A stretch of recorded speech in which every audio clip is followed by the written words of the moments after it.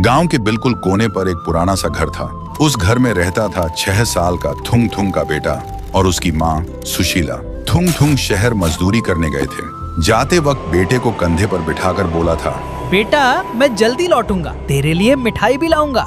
बेटे ने भी मासूमियत से पूछा था, पर पापा मुझे कैसे पता चलेगा कि आप आ गए? थुंग थुंग हंसकर बोला था, जब मैं आऊंगा ना तो दरवाजे पर लोहे की चीज से जोर से टुंग टुंग करूंगा, तब तू समझ जाना पापा आ गए। उस दिन के बाद 2 साल बीत गए। ना कोई फोन, ना चिट्ठी, ना खबर। गांव वाले माँ और बेटे को देखते ही अब फुसफुसाने लगते, लगता है थुंग थुंग अब नहीं आएगा। बेचारी सुशीला और ये बच्चा। लेकिन थुंग थुंग के बेटे को यकीन था उसके पापा जरूर आएंगे। इसलिए वह हर शाम सूरज ढलते ही घर के बाहर बैठकर हाथ में एक थाली और चम्मच लेकर धीरे से बजाता। माँ बस चुपचाप देखती और बिना कुछ बोले अंदर चली जाती। उनकी आंखों में आंसू होते, पर वह थुंग थुंग के सामने कभी नहीं रोती, क्योंकि एक सच जो बेटा नहीं जानता था। एक दिन सुशीला ने न्यूज में देखा था, जिस जगह थुंग थुंग काम में गया था वहां एक हादसा हुआ था जिसमें बहुत सारे मजदूर मारे गए। लेकिन फिर भी बेटे के सामने अपने आंसू छुपाकर खड़ी रही ताकि बेटे का भरोसा अपने बाप से न टूटे।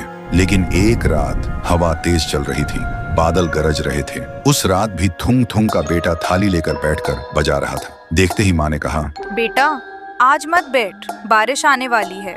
लेकिन बेटा नहीं रुका। देखते ही देखते बारिश शुरू हो गई, लेकिन फिर भी वह नहीं उठा। तभी अचानक दूर कहीं से एक आवाज आई।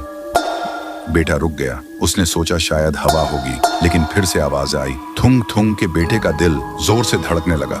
तभी अंधेरे के बीच से थुंग, चैनल को सब्सक्राइब करो पहले। हाँ जल्दी करो, मुझे पता है कि आप लोग नहीं करते हो, वीडियो देखते हो लेकिन सब्सक्राइब नहीं करते। ये लाल कलर का बटन नहीं से दबाओ, जल्दी दबाओ, जल्दी दबाओ। फिर थुंग सामने आया, हाथ में एक छोटा सा मिठाई का डिब्बा लेकर। बेटे की सांसें रुक गईं। माँ पीछे खड़ी कांप रही थी। बारिश रुक चुकी थी। फिर थुंग थुंग ने बेटे से बोला, बेटा पापा को माफ करना, मैं वादा निभाने में देर कर गया।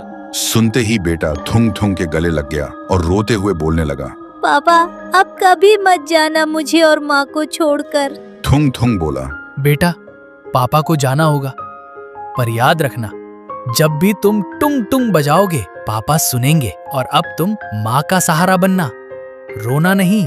फिर उसने बेटे को प्यार से सुलाया और जाते वक्त बीवी के साथ बैठकर काफी देर तक दोनों रोते रहे। फिर बोला, तुमने मेरा वादा जिंदा रखा, शुक्रिया। इसका भरोसा कभी टूटने मत देना। और थुंग थुंग एक रोशनी के साथ चला गया। फिर सुबह बेटा जागा तो सब शांत था। उसे लगा शायद सब सपना था, लेकिन जब वह दरवाजे के पास गया तो उसे वहां एक छोटा सा मिठाई का डिब्बा मिला। तो दोस्तों, उम्मीद अगर सच्ची हो तो अंधेरे में भी रोशनी और मौत में भी जिंदगी मिल जाती है।